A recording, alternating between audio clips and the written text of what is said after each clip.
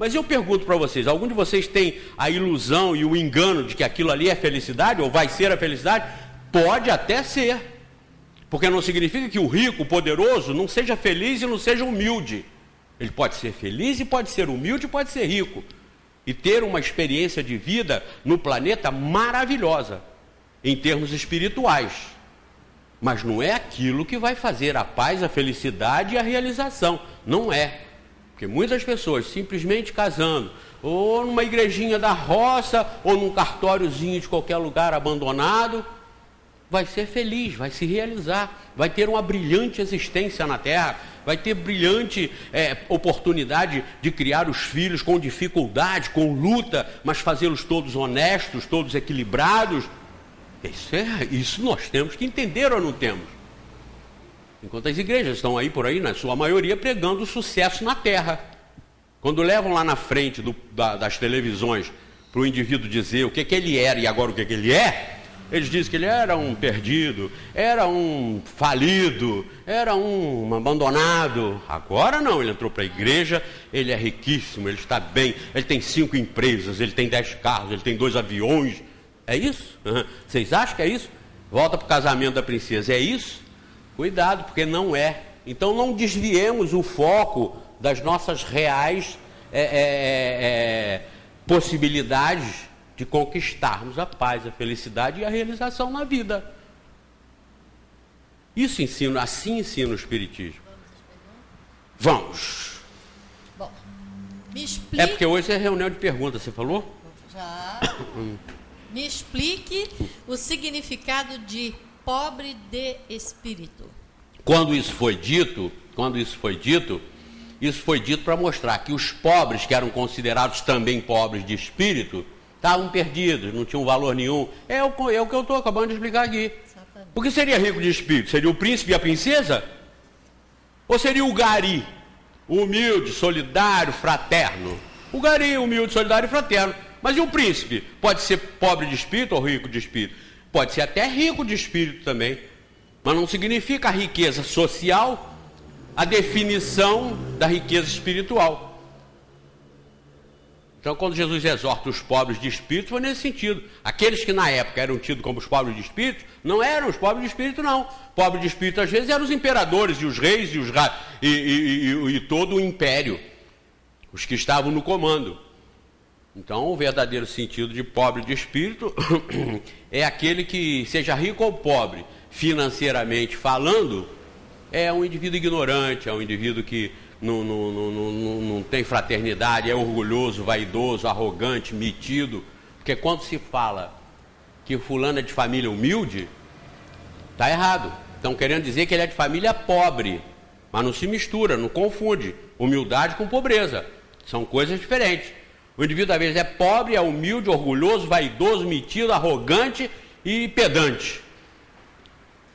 E ele, às vezes, é rico e é humilde, é simples, é solidário, é fraterno, é irmão. É claro que tem muito mais pobre arrogante, metido, orgulhoso e vaidoso do que rico. Até porque tem muito mais pobre no mundo, né? Então tinha realmente que ter mais gente com esse tipo de defeito entre os pobres. Mas não significa que o indivíduo pobre seja o humilde. Isso é até uma maneira da mãe, quando fala da filha, que a encontra com uma amiga de muitos anos, que não se viam, aí ela pergunta, e Rosicleide? Aí a mãe fala assim, Rosicleide está noiva, que maravilha, noiva de quem? Do rapaz, assim, mas ele é da onde, que família? Aí a mãe de Rosicleide fala assim, ele é de uma família humilde. Ela não quis dizer que ele era de uma família solidária, uma família que não ostenta, não. Ela quis dizer que ele era de uma família pobre, mas para não dizer que é pobre, aí diz que é de uma família humilde. Há uma maneira da gente se arrumar, se ajeitar as coisas, para não dizer que ele era um pobretão, né? Então, ele é um Zé Mané qualquer. Tem agora aqui 3 perguntas, mas eu vou ter que fazer uma de cada vez por causa da... Né? Gostaria de saber se comer carne na sexta-feira da Paixão é pecado ou é uma tradição da Igreja Católica? É totalmente da Igreja Católica. Isso é uma farsa. Isso não tem nada a ver com comer carne com pecado, pecado com comer carne. Não tem nada a ver. Isso é coisa de Igreja Católica e tem seus motivos até políticos. Porque na época, como todos os apóstolos eram pescadores, como todo mundo vivia da pesca, eles tinham que dar um incremento para comer peixe. Então isso tudo é jogado, isso tudo é manipulação, isso não tem nada a ver com a realidade de Deus com os homens e dos homens com Deus.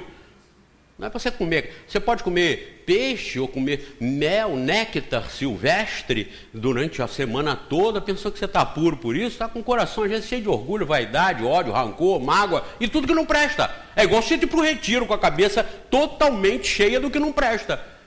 E o outro ir para o carnaval. O do carnaval pode estar muito melhor do que o do retiro. O do retiro pode estar pensando e planejando uma opção de coisa ruim. E o do carnaval está feliz, se distraindo, se divertindo, sem nenhuma maldade no coração. É o exemplo da carne, de comer carne, pecado, peixe, não tem nada disso. Isso eu até já falei isso num dos programas de televisão também, a respeito dessa hipocrisia, né? Tem pessoas que não comem carne para não matar o boizinho, não matar a vaquinha, é uma coisa horrível, mas ele está cheio de maldade por dentro, ele não é uma pessoa boa. Aquilo que ele faz em dizer que não come carne é para se enaltecer perante os outros, é para se envaidecer e para que todos achem que ele é melhor. Oh, ele é um vegetariano. Se você não quiser comer carne, não coma. Se você acha que isso é uma convicção, que você não quer sacrificar os bichinhos, ótimo. Mas os que comem carne e sacrificam os bichinhos não estão cometendo um crime, um pecado, como disse ali. Isso é coisa de igreja. E o espiritismo não tem nada de igreja. Não tem nada de igreja. O verdadeiro espiritismo, porque numa grande maioria de centros por aí que se dizem espíritas, só eles copiam das igrejas. Aí fazem mais ou menos parecido, né? Comemora a Semana Santa, comemora isso, comemora aquilo, mas isso é tudo comemoração católica, não tem nada a ver com a doutrina espírita e nem com a realidade que o espiritismo apresenta como revelação. Outro esclarecimento. Li na Constituição Divina que nosso sistema solar, só a Terra é formada por matéria, a matéria como conhecemos. Obrigada. Aí tem outra aqui. Não, mas essa é uma pergunta, já terminou? Não, então vai lá, vai lá, vamos. Li na Constituição Divina que no nosso sistema solar, só a Terra é formada por matéria. Veja bem, o que é Constituição Divina? É alguma coisa que alguém escreveu e a pessoa foi lá e leu, pode ser a Bíblia. Mas isso é uma convenção, isso é um negócio que enfiam na cabeça dos outros, que a Bíblia é palavra de Deus. Toda a verdade é de Deus.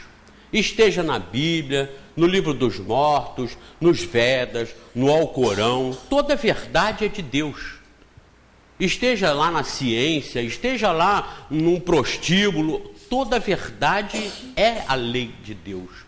Então não existe. Esse livro é mais lei de Deus do que aquele outro que diz também as verdades sobre outro aspecto, em outro ambiente do planeta, com outros costumes.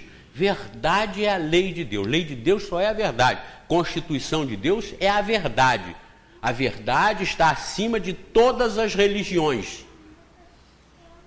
Então, leu que só a Terra é formada de matéria. De matéria, pois é, vê como essa Constituição que a pessoa diz está fora de propósito. Está fora de propósito porque no sistema solar nós temos 8 planetas. Isso aqui é o Sol. Então nós temos Mercúrio, Vênus, Terra, Marte, Júpiter, Saturno, Urano, Netuno e Plutão. Aliás, perdão, eu queria fazer daqui para lá, eu quero fazer daqui para lá azul. Azul. São 4. Esses 4 primeiros são rochosos. E esses 4 últimos são gasosos. Isso aí são constatações científicas, né? Então não existe mais dúvida a respeito disso. Dizer que só a Terra é rochoso, é um planeta rochoso, e o resto, como diz aí, é o quê? Fluídico, né? Não, aí... Que não é material? Eu queria até completar com a outra pergunta que tem a ver, ó. Sei que Júpiter é um planeta gasoso. Isso. E os outros? Também. E lá habitam espíritos que não precisam de corpos de carne. Exatamente. Então tá, definiu melhor. Júpiter, segundo os espíritos, é o planeta em que a civilização que aqui habita é a mais elevada, é das mais elevadas do universo. E tem uma lógica.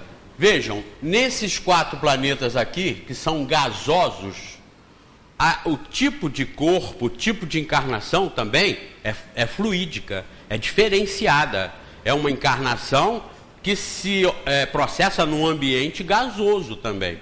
O tipo de reencarnação nesses outros 4, que são os rochosos, ela é uma reencarnação pesada, como a nossa. Isso significa que esses 4 planetas rochosos vão passar por um processo de transformação que os fará um dia em algum lugar planetas também gasosos. Acúmulo e concentração de matéria de forma gasosa.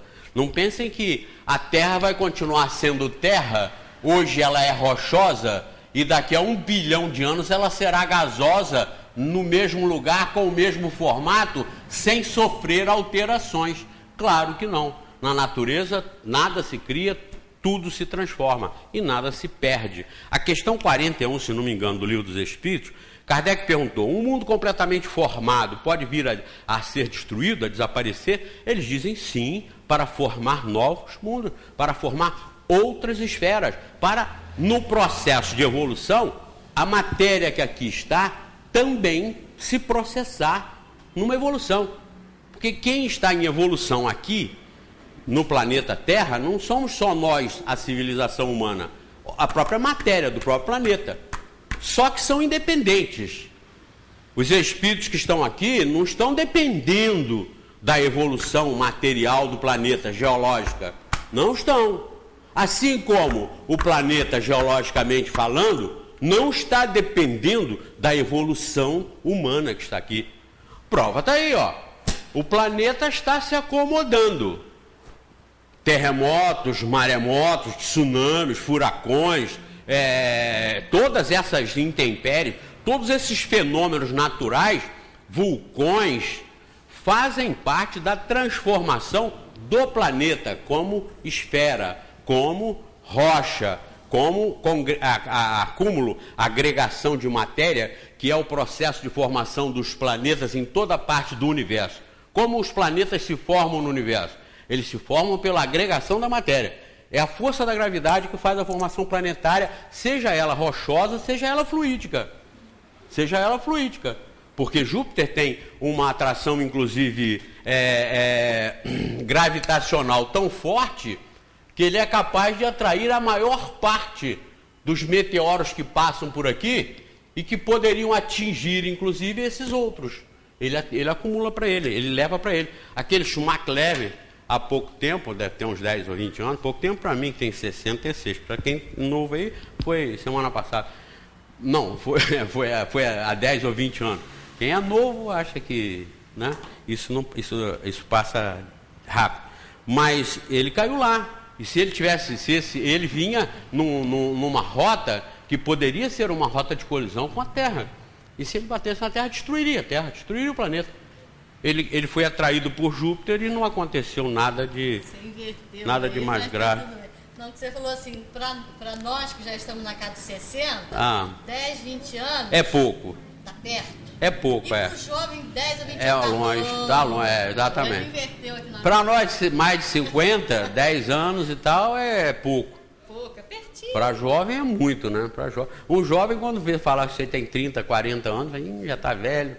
Eu acho que um jovem de 70 anos, 80, um jovem está indo muito bem. Eu tenho que ler a pergunta, porque é uma sugestão, né?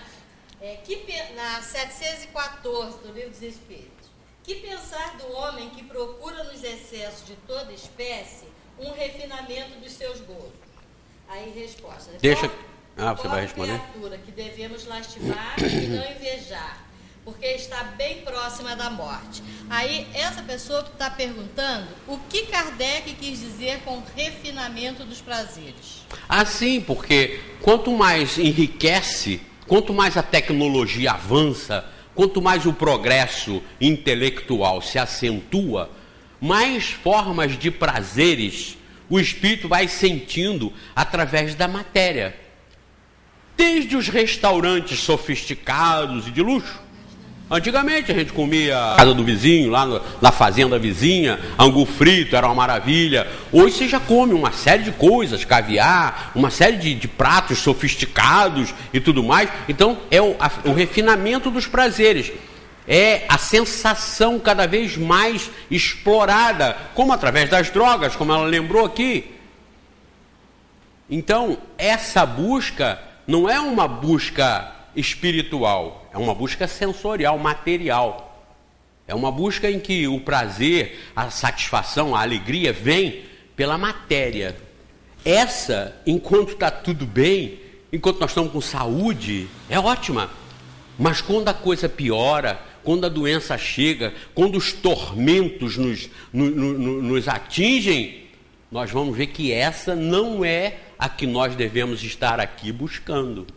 Nós devemos passar pelo mundo aprimorando o espírito e não as sensações da matéria.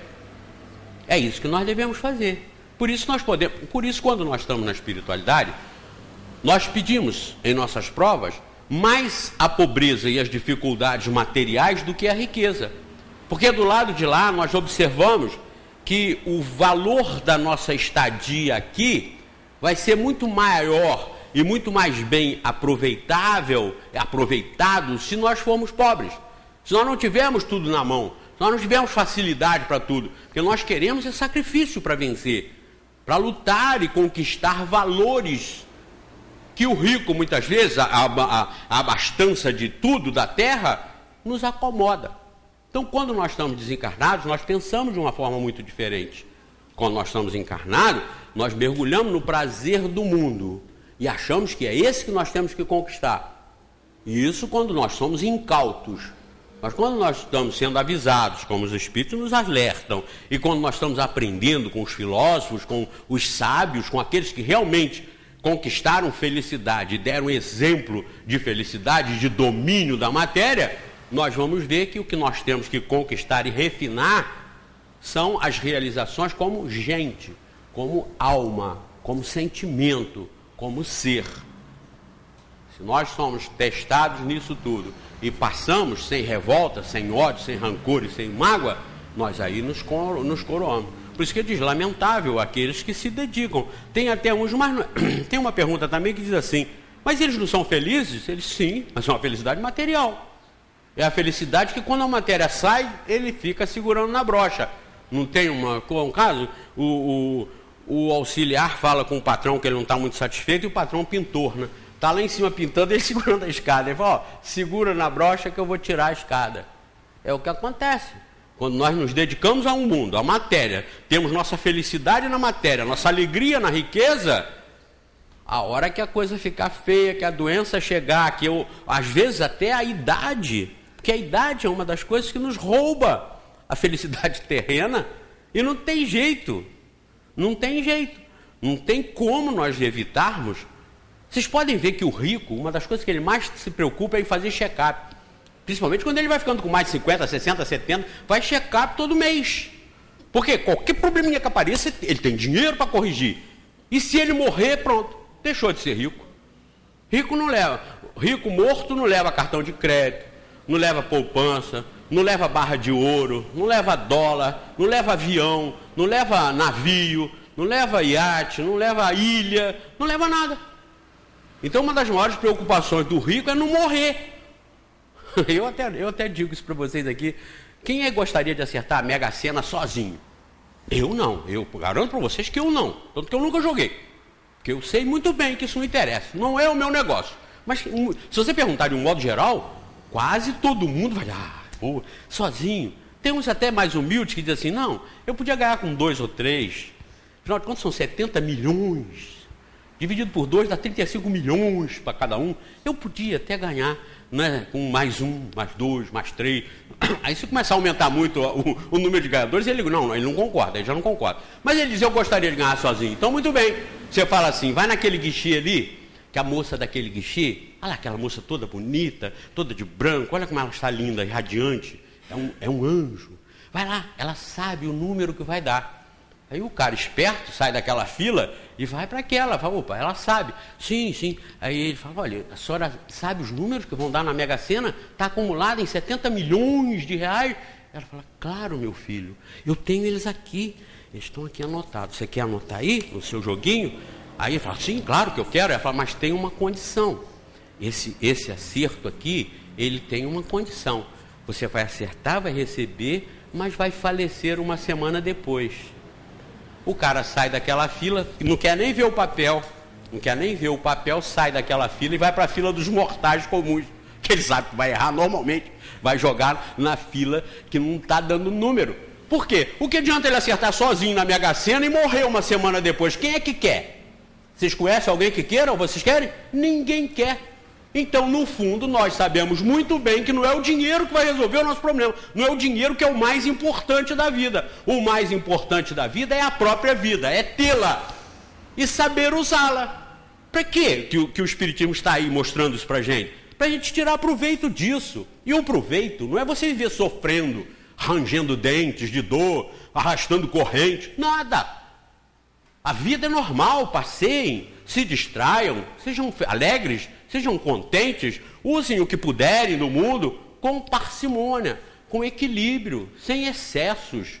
E não deixe que as coisas do mundo te levem a ter inveja, mágoa e rancor de ninguém.